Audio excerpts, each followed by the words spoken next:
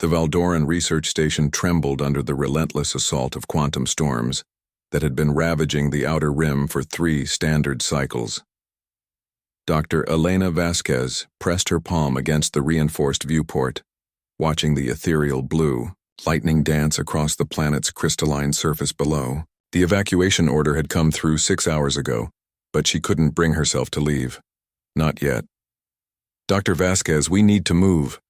Commander Thex's chitinous exoskeleton clicked nervously as he approached, his 4 eyes reflecting the storm's glow. The Cantari officer had been patient with the human researcher, but even his species' legendary composure was wearing thin. 5 more minutes, Elena replied, not turning from the window. The transport won't arrive for another hour anyway. What she didn't tell Thex was that she could hear them. The cubs.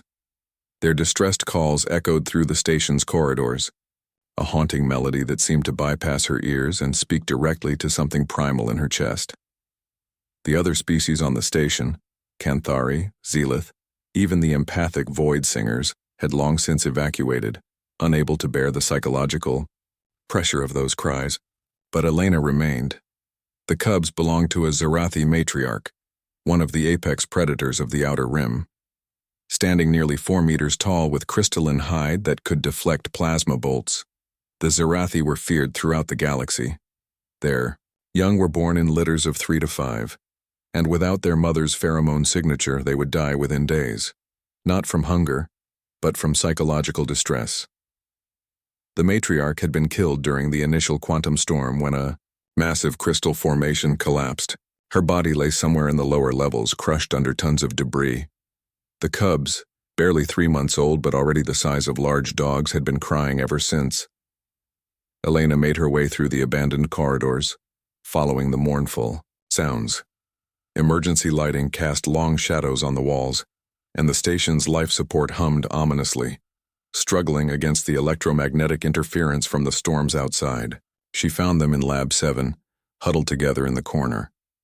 3 cubs, their scales already showing the prismatic sheen that would one day make them nearly invisible to most scanners.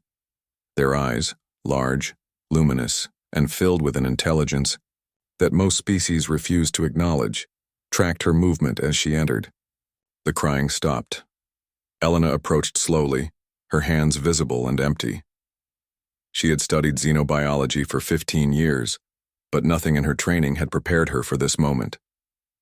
The cubs watched her with the focused intensity of their species, yet there was something else in their gaze, a desperate hope that made her heart clench. "Hey there, little ones," she whispered, crouching down several meters away. "I know you're scared. I know you miss her." The largest cub, likely the dominant sibling, took a tentative step forward. Its siblings followed, moving with the fluid grace that made adult Zarathi such formidable hunters. But these were just babies, lost and afraid. Elena extended her hand, palm up. The lead cub approached cautiously, its nostrils flaring as it caught her scent. Then, incredibly, it pressed its scaled snout against her palm. The contact was electric. Elena felt a wave of emotion wash over her, grief, fear, loneliness, but also recognition. Somehow, impossibly, the cub was treating her scent as familiar, comforting. "Commander Thex to Dr. Vasquez," her communicator crackled. "The transport is early. We need to move now." Elena looked at the cubs, now all clustered around her. The smallest one had climbed into her lap, its purring vibrations remarkably similar to an earth cat's. She thought of the regulation against interfering with natural selection, about the quarantine protocols for dangerous species, about the 1,000 reasons why what she was considering was impossible. Then she thought about the crying that had stopped the moment she arrived. "Thex, I need emergency xenobiology containers, 3 large ones." "What? Dr. Vasquez, we don't have time for—" "They'll die if we leave them here. The storm won't pass for weeks." There was a long pause. When Thex responded, his voice carried the weight of a decision that could end both their careers. "I'll have them ready in the cargo bay." Elena stood carefully, the smallest cub clinging to her research jacket.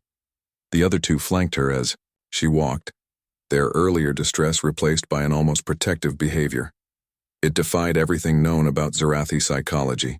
They weren't supposed to bond with other species, especially not humans. But bond they had. The transport journey to the nearest Federation station took 18 hours. Elena sat in the cargo hold with the cubs, who remained calm as long as she was present. The moment she stepped away to use the facilities or grab food, their distressed calls would resume until she returned.